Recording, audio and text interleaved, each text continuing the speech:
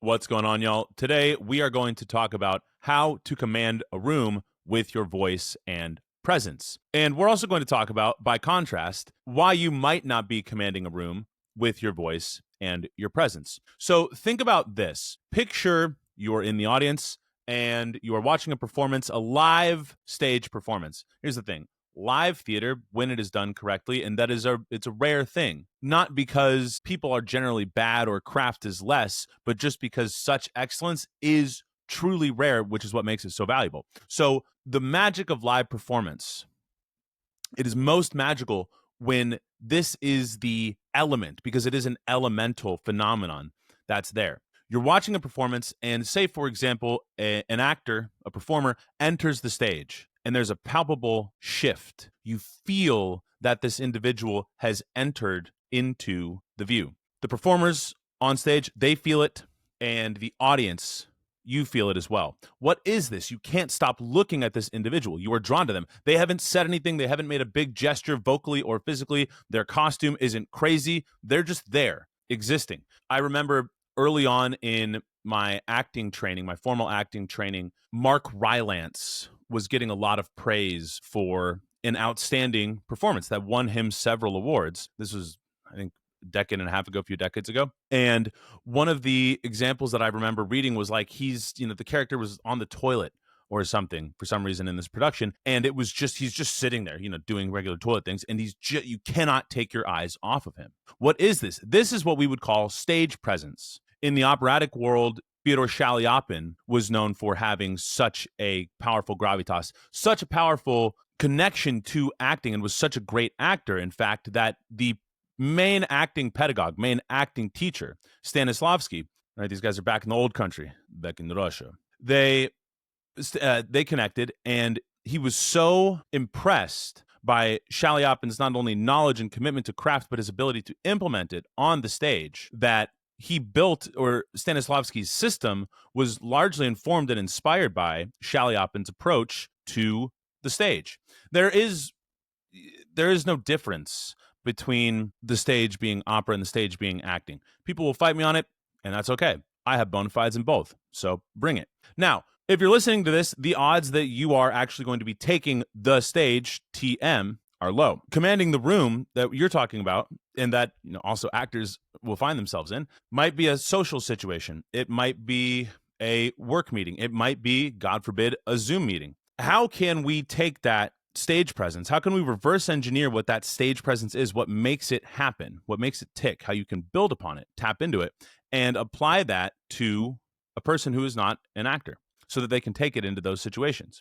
So stage presence, if you are not on stage, we would call that aura. What is aura? Aura is the sum total of your aligned actions, and we'll explore that here in a second. Stage presence is an individual, or stage presence is just the sum total of an individual's ability and readiness to connect. These are both sort of heady, squishy terms, right? So what do they mean? Aura is the sum total of your aligned actions. Okay, well, what is an aligned action? First and foremost, an aligned action is something that does not cause your conscience friction. And before we dig any further into this, right, because I want you to be 5 minutes into this and to have already been like, okay, I got the point. I see how this is going to impact my ability positively to speak and to use my voice. This is primarily affecting, there are 7 skills of tonality: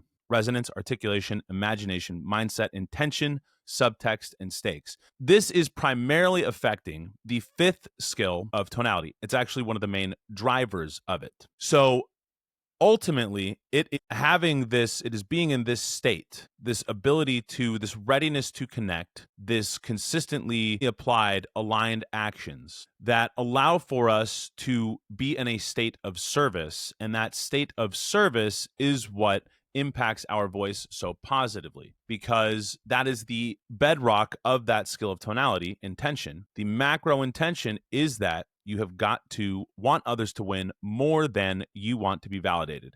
And so whether or not you take any kind of vocal training, whether or not you have your resonance dialed in, you've got lots of chest voice in there, and you've got lots of access into your head voice, and your articulation is nice and crisp. Articulation, literal articulation here being the muscle coordination by which we make the sounds that form words, and then literal articulation being the conciseness, the brevity with which we speak and get our ideas out, and the way that we shape them for narrative and persuasion and retention and impact, right? Ultimately, the biggest lever that you can have on your voice, if you never study any of that, if you will be operating from this place of service, seeking to serve, and that's the aura portion of it. And then the stage portion, the stage presence portion of it, the ability, the readiness to connect, because creativity is an invitation to connect. When you are in that place, and then let me just throw one other idea in there,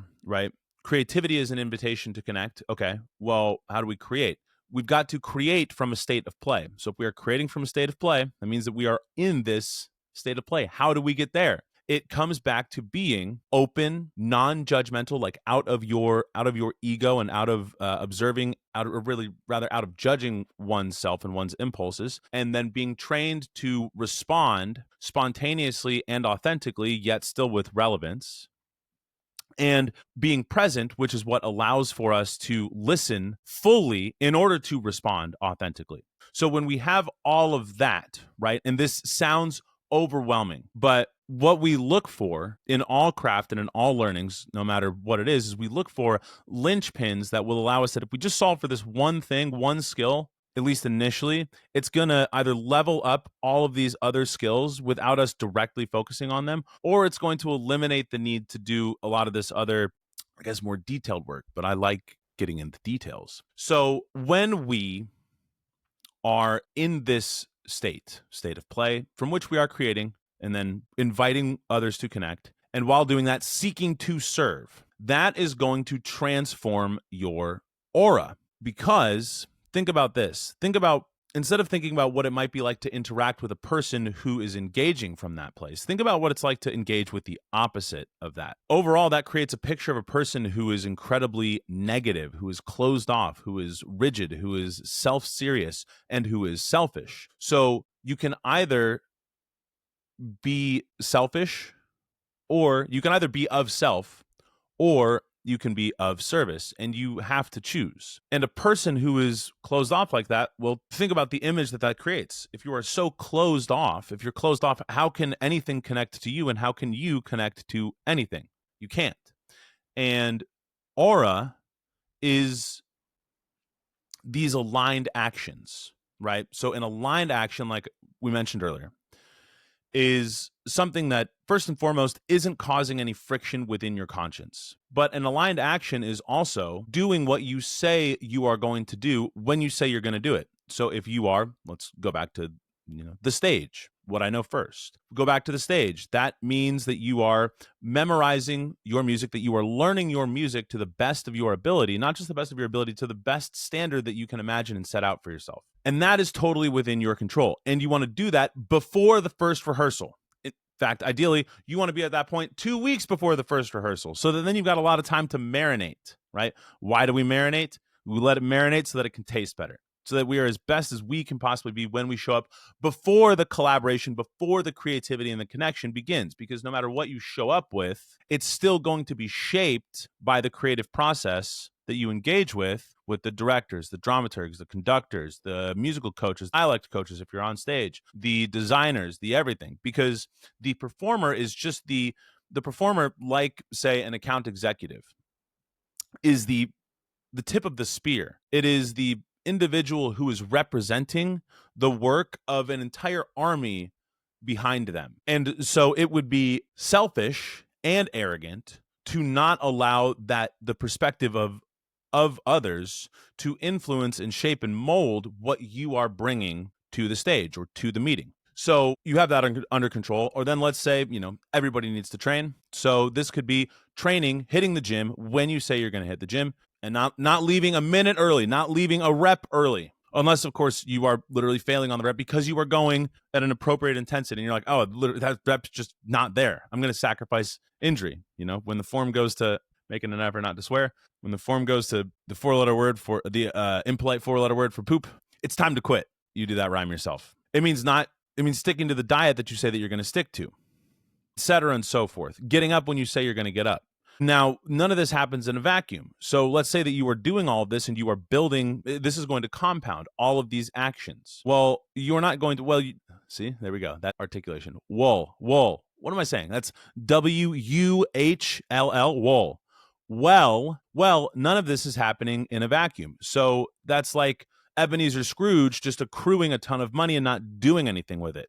Well, guess what? That takes us back to now you are being kind of inherently selfish. But when you are operating in this way, it's changing your frequency. Now, frequency, another one of those squishy terms, your calibration, your vibration. What is that? In the Hawkins books, I can never remember if it's David Hawkins or Richard Hawkins, but I know that the last name is Hawkins. Author of Power versus Force, a whole bunch of books, and Power versus Force is just one in a series. The Eye of the Eye and something else, and then Map of Consciousness, which I think is an excerpt from a greater book. I read that one too, and it's on my Kindle, and I refuse to look at my Kindle, even though I have all my notes highlighted on there, because I have finally switched back to hard copy books. If you're watching this video, you can see the library that I'm lovingly rebuilding, painstakingly rebuilding, and the highlighter with which I'm literally highlighting now. I'm not underlining anymore, literally highlighting. He provides a tactile, I don't know if tactile is the word, a quantitative way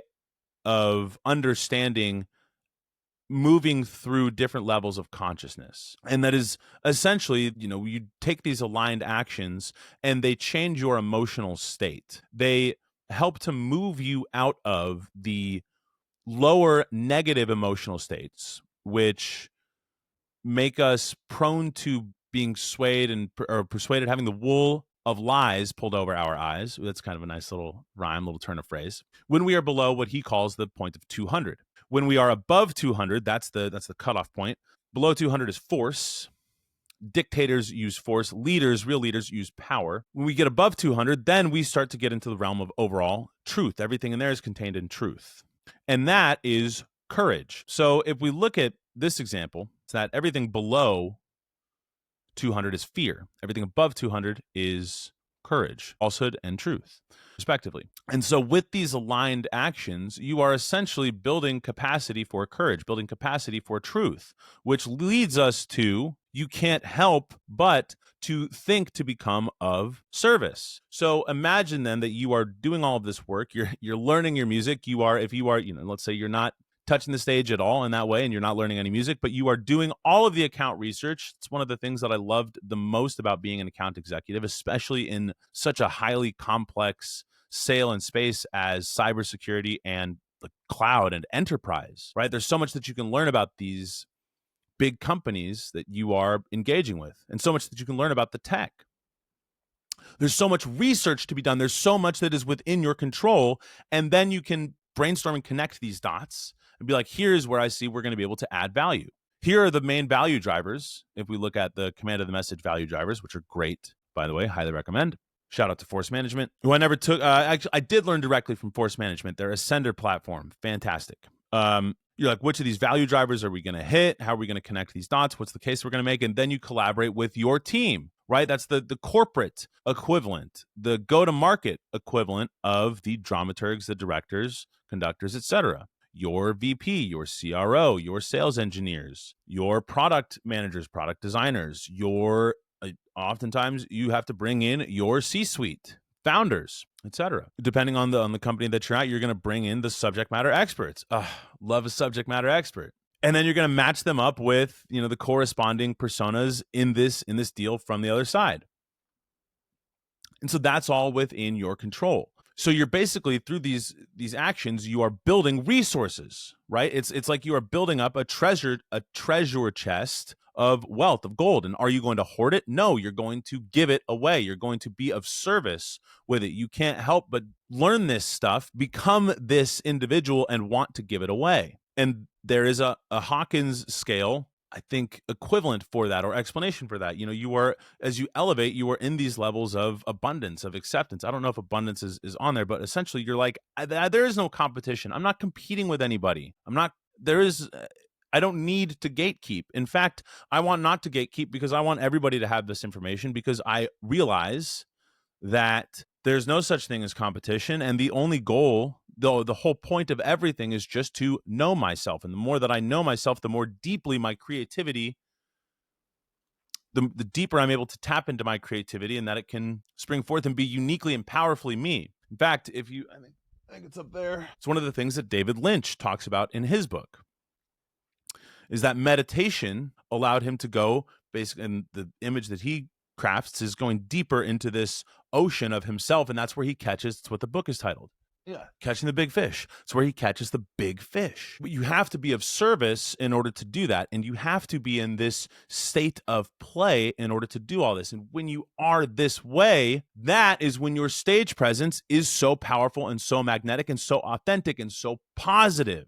So if we look back at Mark Rylance, if you look at why is Mark Rylance's stage presence so incredible, it's because of all of these things. He's like, I'm listening, I'm playing, I'm connecting. And if you look at every great actor, that's what they're going to tell you, either expressly and explicitly or not. Another thing that I remember, another story that I remember hearing early on in my actor training was about Jeff Bridges, the dude. And it was that one of the things that was so noteworthy about Jeff Bridges when he first hit the scene was that he lacked all self-consciousness. And this mystified me so much. I remember asking the main tenured professor at the college that I was at of acting, I was like, I know you're into this kind of thing too, and also Jeff Bridges and The Big Lebowski. Can you explain this to me? Can you explain this lack of self-consciousness? Because I just didn't get it for so long.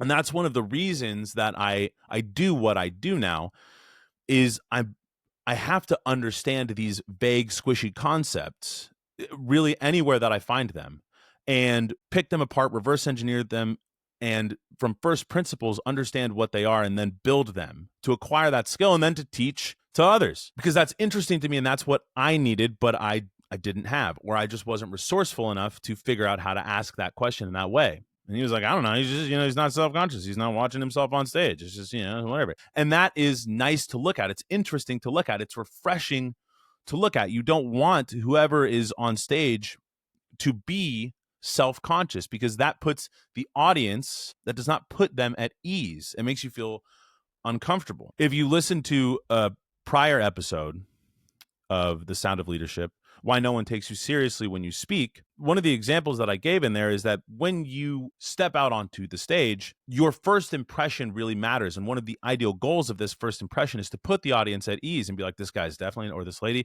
is definitely not the second cast. We are in good hands. I can just sit back, relax, let them watch them do their thing. An example of this in the broader world would be, part of my origin story, my lore, is that I was a fat kid. And not just a fat kid, but I had a tremendous case of prepubescent gynecomastia. That is the clinical term for man boobs. So I spent age 7 or 8 through, I unfatted myself at like 15, maybe 14. I lost like 40 pounds my freshman year of high school in like a couple months, just by going absolutely bananas, doing everything, as Lyndon Johnson says, right? Look right there. There's the Lyndon Johnson books. If you do everything, you'll win. I did everything that I knew how to do and I could do to lose weight then at that time. But that still didn't remove the gyno, as it's known colloquially. I got that surgery done when I was in surgery. Is the only way to get it done, because I had lost weight and gained muscle, and it still was like, no, you still literal breast tissue, dude, in your t-shirts. So I had done everything that I could to change that. I mean, got the surgery, but even then, still trying to hide. Didn't have fat to hide, but then it was, the gyno to hide, the man boobs to hide. Everything that I could to hide that, including not letting anybody, no girlfriend or anybody, like, ever put their hands anywhere on my chest. And I thought I was being, and maybe I was, because nobody ever said anything. Maybe they were just being polite, but I thought I was being so slick with deflecting that. And then in the shirts, the kind of blousing of the shirts, and even the style of shirts that one wears and the way that an individual carries themselves, I can see that a mile away instantly. And that, of course, that doesn't mean that you have to get the surgery or lose a lot of weight or whatever in order to feel comfortable and be comfortable in one's own skin, because frankly, like, nobody really cares but you. And that's one of the things that it takes, that transformation or time and awareness to understand, is that nobody really cares but you. But you are just drawing attention to it, and everybody else can sense it, whether it's because we can see the physical thing that you're doing, or we can just sense your discomfort, your anxiety. It's humming off of you. It's vibrating off of you. We can see it like an aura.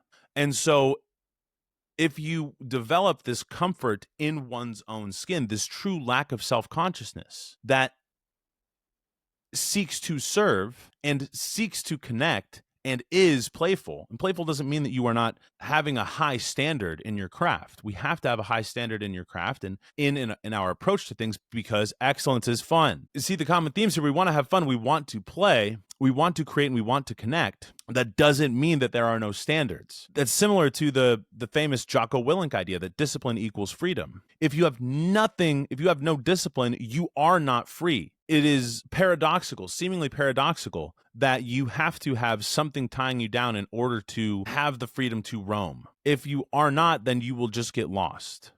Really lost and totally float away. The idea of freedom and how that ties into your voice, your aura, your ability to command a room, that's for another time. So all of this to say, this ties back into that skill of tonality, intention, because when your macro intention is that you just want others to win more than you want to be validated, that changes everything. You don't have time. You're not even giving the mental space to, do I look gross in my t-shirt? Was somebody watching me on stage? Oh, did I flub that line? Oh, did I this? No, because you're totally present. You're totally listening to what somebody else is saying. You're not thinking, I'm going to ask them the most brilliant question that they've ever been asked so that they can tell me how brilliant I am and be like, you should come work for us and do sales for us. Or like, wow, you're so smart. I love you. You're the most brilliant person I've ever talked to. No, it's like, I'm here to help you. Oh, did you think that question was brilliant? Cool. Did it get you what you needed? No? All right, let's keep on going. Did I explain that in a way that was simplified and made sense to you? No? Okay, well, let's keep trying again. No time for flattery, no time for compliments, because we're not here for us. We're here for other service. You'll find, since we are here talking about how this impacts the voice and presence, even if you are not expressly thinking about the stakes, the seventh skill of tonality, which is one of the direct paths that we can take to identifying conviction. What are your deeply held beliefs? Even if you're not directly thinking about that, just through this compounding way of being of service and creating from a state of play, it's going to change, it's going to balance optimally your registers of resonance. It's going to provide the sort of grounding, literally, figuratively, that's going to facilitate you speaking all the way through every single syllable of a sentence and a word. It's going to perpetuate a mindset, and mindset is the transcription of your dialogue with yourself, your mental chatter. It's going to facilitate a mindset that is positive, that is telling you a story that gets you what you want without altering the reality, without totally disconnecting from reality, at least as much reality as any of us here on planet Earth are able to tap into at any given time. It is also, again, not, maybe you are not doing it intentionally, but you will just know because you are coordinated and proprioceptive, and it's part of your mission. In order to best be of service, you will start picking this up. You're like, I know that this is what it feels like. This is what it sounds like for me to be connected in my voice and for me to be present and in flow state, and for me to be actively listening, and really the feeling of flow of being of service, and how your voice and aura and body language and everything ties into that. You will know. That's imagination, because the voice is not a literal instrument. I mean, it is, but we can't actually get in there, touch the folds of the chords and flick them and be like, bow, bow, bow. No, it's not like a piano where, you press the A. Let's see if I can pick one out of thin air. I always think of Mahler one. So it's not a literal instrument like that. So we can't just press that button. We have to know, what does it feel like? I know what it feels like to have more chest voice. I know what it feels like to have more head voice. And I'm not changing the pitch at all because I know I'm tapped in. There's a buzz, there's a sensation that I'm looking for. I know what it feels like. Definitely going to have to back up here. Oh, it's so loud. I don't want to turn the gain down. Feels like to be hooked up to my support. And I'm not going to give the not hooked up example because I don't want to train poor habits into my voice, and I've spent decades searching for really that true sensation of support, and I believe, and the feedback that I'm getting and the sensation that I'm experiencing, everything says I'm getting closer to it. So I don't want to put any poor reps in there, but I know what that feels like. But that requires imagination to cue that in, and then coordination.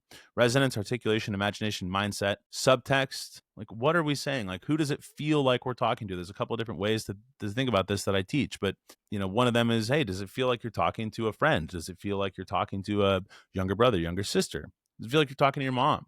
Feel like you're talking to your dad, girlfriend, your boyfriend, your boss, etc.? What's the implied question that you're asking there? The ellipses, ... Shout out to Burke Moses. And Stanislavski Never Wore Tap Shoes. Fantastic book. An acting degree in a book from one of the most brilliant actors ever to take the stage, the original Gaston, and a mentor of mine for a time. That subtext, right? That's going to be in there as well. And that comes from, if you never expressly think about it, from you listening and being present and then just seeking to serve. Just like, hey, this is not it. Or, hey, this is it. This is not it. Same text, almost the same pace, but it changes. And then we've covered intention, resonance, articulation, imagination, mindset, intention, subtext, stakes. Stakes covered before. Go look at the videos on conviction. So really all of that comes from and is powerfully moved by your ability to seek to be of service more than you want to be validated. And what that requires, a meta skill that is embedded in there,